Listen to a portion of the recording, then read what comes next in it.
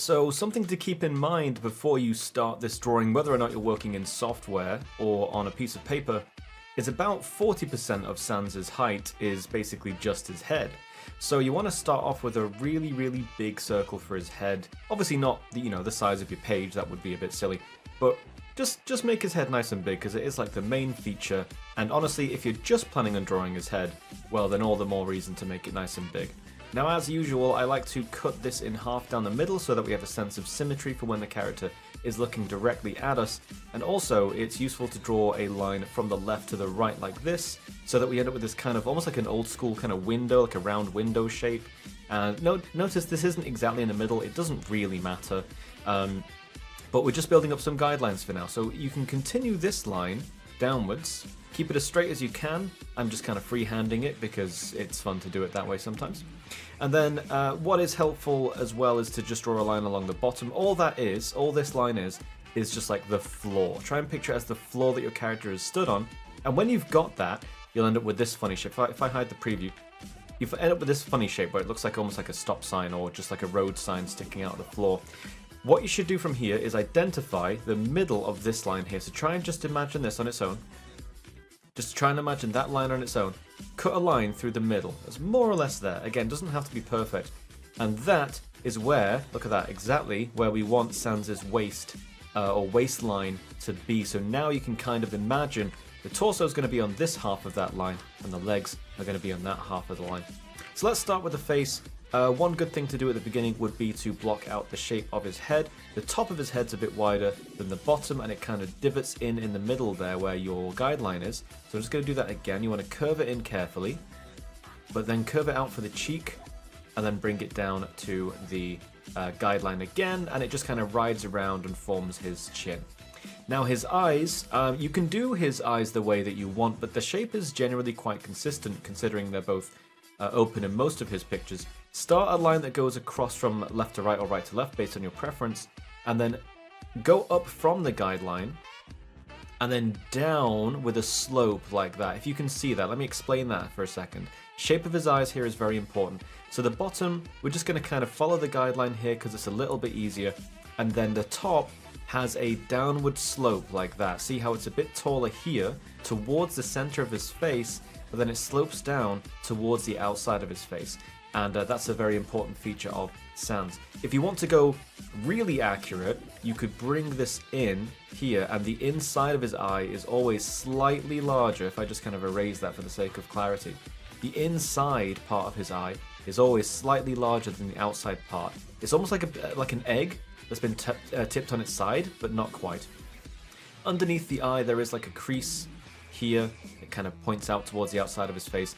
By the way, guys, if I'm going too fast for you, you can always reverse or pause or slow down the video based on your preference. And in the very center of his eye is a circle.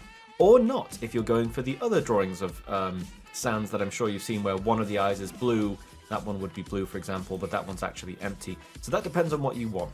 So basically, we're just going to do the same thing again. We're going to follow the guideline and go up as we approach the inside of the face. Bring it up nice and high to about here, and then slope it down towards the outside of the face, forming this kind of egg shape. Okay, try and get it as symmetrical as you can. A bit better than I've done. But again, if you want a bit more accuracy, you can just kind of add a bit more there and subtract a bit more from the outer eye to get that kind of shape where, again, wider on this side and thinner on that side. Very subtle difference, but it is there, and it probably takes a few tries to get that right because it really is a very subtle thing. Now the rest of this, you'll be pleased to know, is a little bit easier. I think the eyes were probably the hardest part to get right. Now his nose is basically just a triangle in the middle. It just sits on that guideline. Just as simple as that. Color it in if you want, just to kind of show that it's like an empty skeleton nose. And now his smile begins out here with a curve like that, and then we just bring it right through that central, almost like reflective line of symmetry in the middle. And again, just a curve on this side. For the placement of that curve, you want it to be a bit further to the side of the face than where your crease ended. So you know the crease underneath the eye, this bit, you want it to be a little further out than that. Not much though, really not much. Again, very subtle. And then we're just going to bring another line across to here. Now we'll just add a few teeth. So there's one line smack bang in the middle, and we'll just add a few lines here to get his grin. Very menacing ominous kind of grin on this guy. But hey, it wouldn't be Sans without a bit of menace. So now we're going to draw a little nub here for the neck, just like a little, almost like a little cup holding his head up. That's actually part of the spine because he is a skeleton. And now we get to draw a nice big swooping motion that goes across this, and this is forming his jacket now, actually building his jacket. So I'm going to draw that, and just for the sake of clarity, I'm actually going to shade that in so you know that this is kind of like a space here where the hood is just kind of not allowing any light in. And now, either side of the line of symmetry down the middle, we can start drawing the end of his jacket where these zippers are, but they're not zipped up. It's just kind of an open jacket. He wears it open. So bring this out to about here, and he is wearing a very thick insulating jacket, so there's actually an interesting feature here. You want to draw a fold across the middle of it that goes towards the zippers but doesn't quite get there, and you want to do that on both sides like this, kind of swings towards, stops, and then carry on from where you began and bring that back to the very, very bottom of where the zippers are. I've actually not drawn that far enough out. I'm trying to get this nice and symmetrical, but it is hard. It is hard to get things symmetrical, but doesn't have to be perfect because very few things in reality or even in cartoons are truly symmetrical. So I'm just adding a few blobs on the end here just for the zippers. Very cartoony, they're just little rectangles, that's all they are, just kind of sticking out the sides. And then we can finish off the bottom of his shirt, or his waistband for his trousers. And now we'll actually get on with the hood. So the hood starts behind the head, comes down to about here, and then you can just kind of ride it along to the top of that zip there. And then the same on the other side, just basically doing it in reverse because I want to, but you can do it the same way if you want. I just find it comfortable rather to draw from left to right. And there we go, again trying to get it symmetrical. So there's just this blob here for this hood. Notice how it kind of thickens out here, but it's thin where it kind of joins in with the rest of the jacket there. So now we've got his arms. He's got his hands behind his back, which means we don't have to draw the hands. We get to skip drawing the hands, which is always a bit of a time saver because hands are awful. They're very, very difficult. So we're just drawing some elbows here, and then this is where the arm folds. So I've just drawn a couple of creases there to show, yes, the arms are folding behind the back. And now his trousers are really easy compared to what we've just done. So you want to draw them coming out a little bit.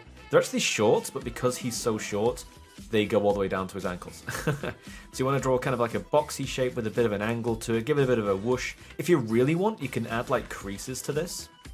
So you could like do that, you know what I mean? Just draw a little fold in where the knee would be or something like that.